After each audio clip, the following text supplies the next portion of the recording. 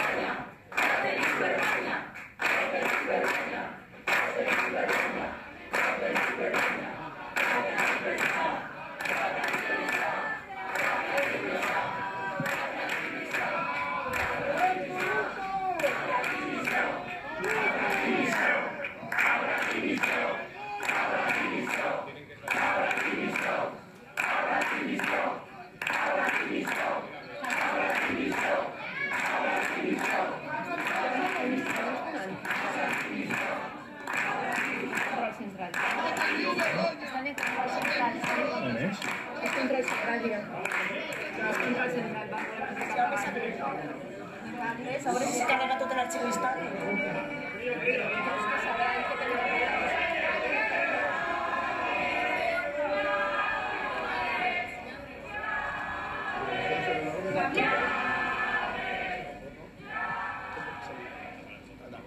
¿Se ha quedado así?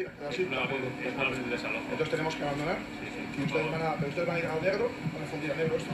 No sabemos todavía. No sabes. O sea, se quedan funcionando solo. Y nos vamos al estudio y nos despedimos. Vale. ¿Es así? Muy bien. Entonces vamos hacia el estudio. Muchas gracias, muy amable. ¿Qué opina usted de esto? Buenas tardes. No, yo no. ¿Qué opina usted? Por favor. Tengo una opinión personal. Los medios de comunicación que están no puedo hacer, por favor. No, tiene que desalojar, por favor. Tiene que desalojar. Tiene que trabajar con Vale, sí, por supuesto, lo estoy preguntando con toda educación. Vale, vale, Sí, vale, muy bien. No queda Por supuesto, que nosotros estamos cumpliendo poco a poco y dejando de pedirnos de nuestro abogado antes de interesarnos. Que no se deja de tiempo.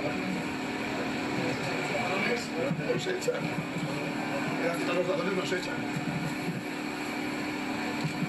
¿Vamos al trabajo? No. Sabiendo que se me ha la sala vacía. Estoy saliendo y vamos a ver la sala vacía. Ganamos. ¿Saben, compañeros? ¿Estoy saliendo?